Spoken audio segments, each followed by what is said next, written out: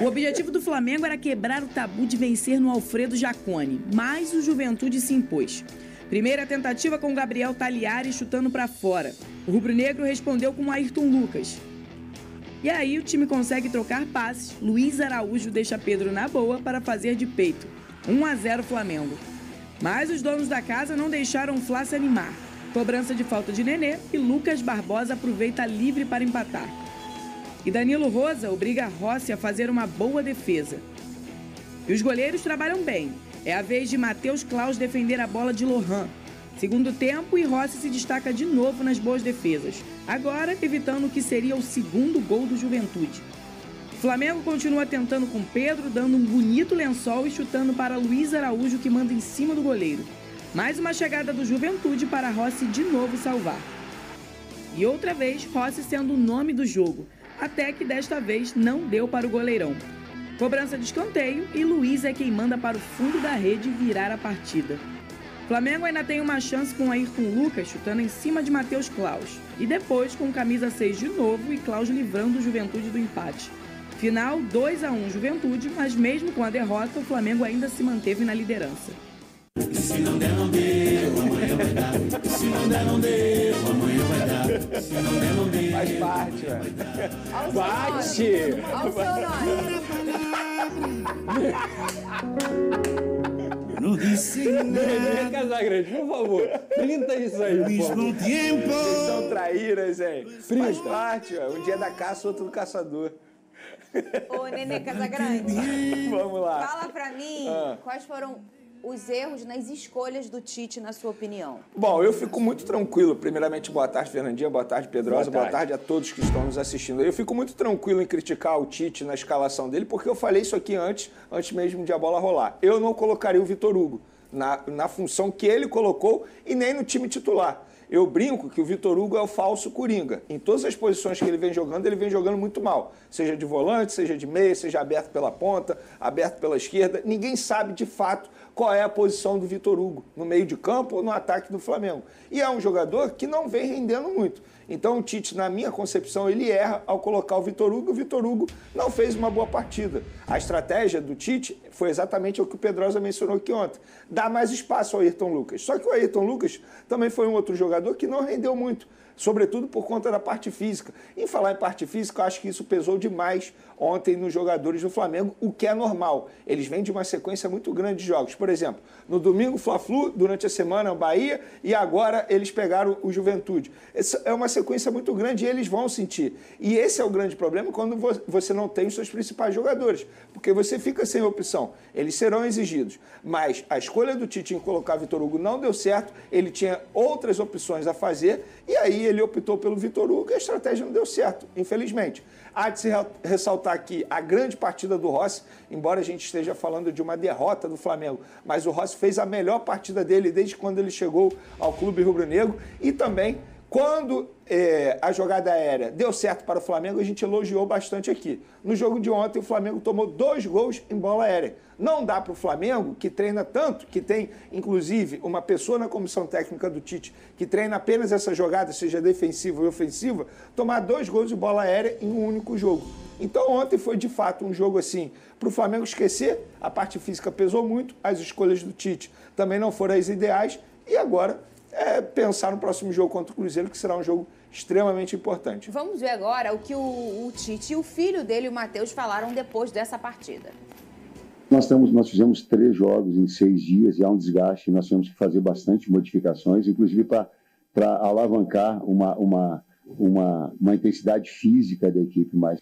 E a gente vem numa sequência de 5 jogos, né, seguidos, de final de semana e meio de semana, sem bastante atletas, não são só os da Copa América, a gente teve 10 desfalques hoje, né?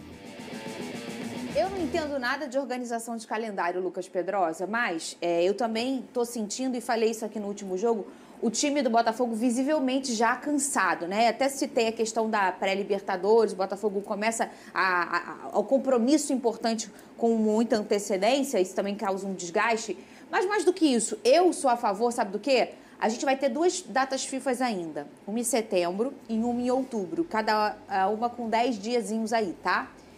Eu sou a favor Se você já sabe que você tem essas 2 datas FIFA, faz o seguinte, não entrega uma data FIFA nesses momentos e faz uma intertemporada na metade do ano no horário da Copa América. Você perde o jogador... você não perde o jogador de forma tão consecutiva como é no caso do Flamengo e quem cedeu para a seleção, 9 jogos.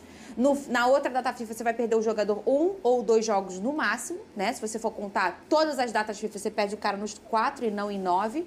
E você consegue fazer uma intertemporada. Eu acho que isso dá um respiro numa temporada tão violenta fisicamente que é o campeonato, que é a temporada do futebol brasileiro, que assusta todo mundo, Lucas Pedrosa. Quem vem de fora trabalhar aqui fala, que é isso, minha gente? Quantos jogos vocês fazem por ano? Boa tarde, Fernanda, Vini, galera de casa. Sem dúvida, Fernanda, essa é uma solução que ela pode ser estudada, principalmente por um campeonato que já está em andamento, mas o grande problema é o que acontece no início da temporada. Você ter a principal competição do futebol brasileiro, tendo times que entram nessa competição com 20 jogos já na temporada, é muito agressivo. Pelo contrário, o Campeonato Brasileiro deveria ser a prioridade. O Campeonato Brasileiro deveria ser o momento onde os clubes estão prontos para poder disputar aquele campeonato, porque se eles já estão sentindo esse desgaste todo na 12ª rodada, imagina na 30ª. Como que vão estar essas equipes? E principalmente falando do Flamengo, você perde 5 jogadores, é impossível você não ter uma dificuldade de rodar esse elenco. E aí eu até vou fazer o advogado do diabo aqui, Vini. Eu concordo plenamente, não deu certo, tá? O Vitor Hugo.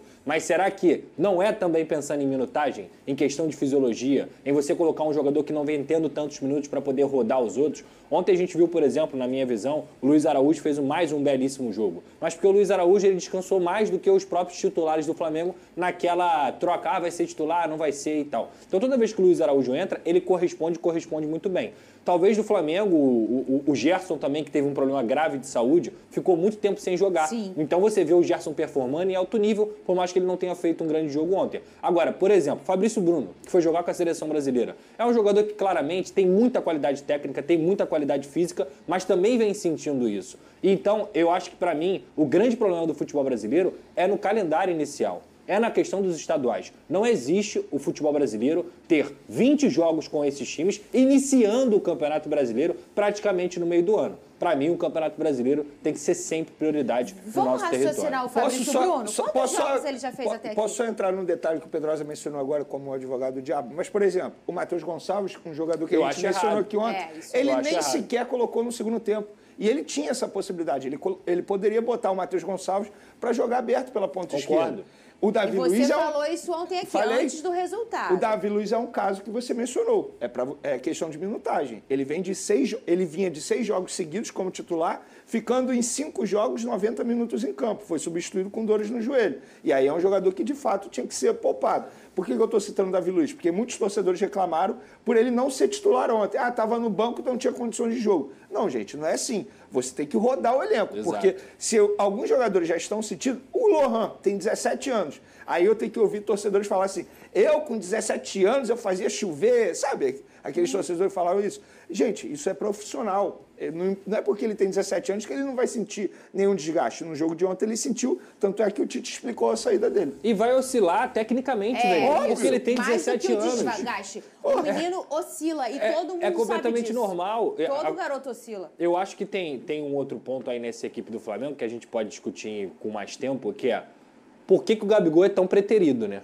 Ele entra muito pouco para quem é o Gabigol. Eu acho que o Tite ele opta por 2, 3 caras na frente do Gabigol e coloca o Gabigol só depois. Eu acho que um time que está precisando vencer e que, na minha visão, o técnico poderia tentar se adaptar ao Gabigol também jogando junto com o Pedro. Se ele se adaptar ao Vitor Hugo, por que ele não pode se adaptar ao Gabigol? Não, e olha a situação que chegou o Flamengo, todo mundo saindo, lesão, convocação.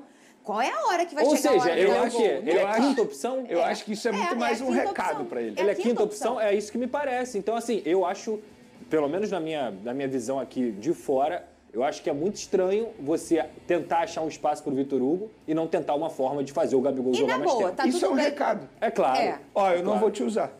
Não, e na boa, e tá tudo bem de falar, o Tite é um vilão. Não, essas são as escolhas dele. Zero. Né? Todo treinador é assim, gente. Até o treinador de seleção. Quando eles vão convocar, você vê que eles são sempre os mesmos. todo mundo tem, entre aspas, não vou chamar de panela, porque outro dia o Vene falou essa palavra, né, Vene? O pessoal, né, lembra um tempo atrás? É preferência. Não gosto de falar essa não.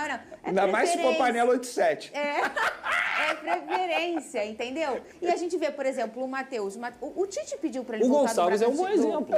Então, Ele não usa o Matheus Gonçalves. O Tite não pediu para ele voltar do Bragantino? Foi o Tite que pediu? Não, ele não pediu. O contrato acabou, Então, ele retornou. voltou, quer dizer, já não teve um mas pedido. o Tite poderia ter dito para a diretoria o seguinte, ó, não vou utilizar.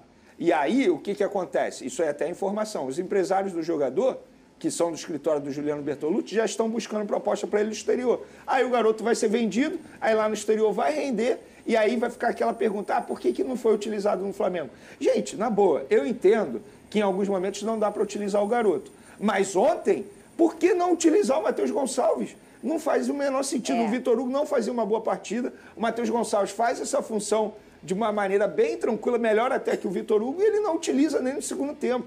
Então, eu acho o seguinte, a derrota do Flamengo, obviamente, entra muito na questão física, mas a gente não pode esquecer algumas escolhas do Tite, escolhas essas que, na minha visão, não deram certo. Vamos olhar a tabela, ver como ficou? É uma tabela maravilhosa. Eu só cheguei em casa, comecei a torcer por um tal de Vasco da Gama e não deu certo, Pedrosa. Mas a culpa não foi sua dessa vez. Não foi. Olha, fala... Aliás, não quer o Matheus Gonçalves, pode mandar Eu lá. sabia que você estava rindo naquela hora, era isso, não é? Dizem que ele tem um pezinho lá, entendeu? Dizem mesmo. Dizem isso. Mas olha aqui, não é ele que, quando tá aquele sub-20, que sai aquelas pauladarias... Eu sei, mas é um pouco provocando. antes. É lá na infância, ele tinha um pezinho Isso é lá. passado. Então quando aqueles negócios do Matheus que a gente vê nervoso, é porque é igual aquela menina que você gosta e ela não te dá bola, Isso. aí você fica meio assim, aí você prefere não gostar dela? Exato. É mais ou menos por aí. É Tá por rindo, aí. né, Vene? Olha aí o Flamengo em primeiro lugar com 24 pontos e o Bahia que venceu o Vasco, a gente daqui a pouco vai mostrar esse jogo. O Pedrosa tá revoltado com a arbitragem em segundo lugar com 24.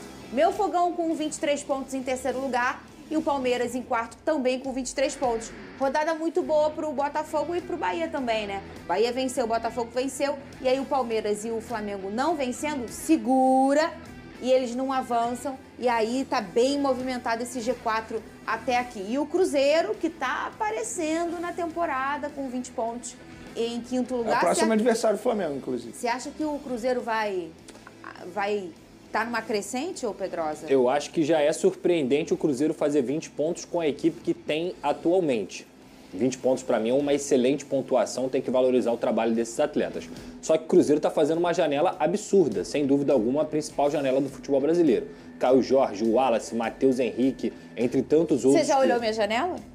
Mas não vai dar pra tu não nessa, Fernanda. A tua janela é boa, mas assim, a do Cruzeiro... É porque a do Cruzeiro ela tem mais jogadores, né? O Botafogo ele foi muito pontual em 3 atletas, que é o Igor Jesus, o Alan e agora o Thiago Almada, que também pode ser um novo reforço. Não sei se vem agora, mas se vier agora é um reforço enorme. O Cruzeiro é o elenco que fica melhor nivelado, entende? Se fizer uma comparação. Porque o Cruzeiro vai trazer 2 volantes titulares, que já pegaram a seleção brasileira. Ele vai trazer o Caio Jorge, que é um centroavante de muita qualidade também. Fora outros estrangeiros que estão chegando, Lautaro Dias.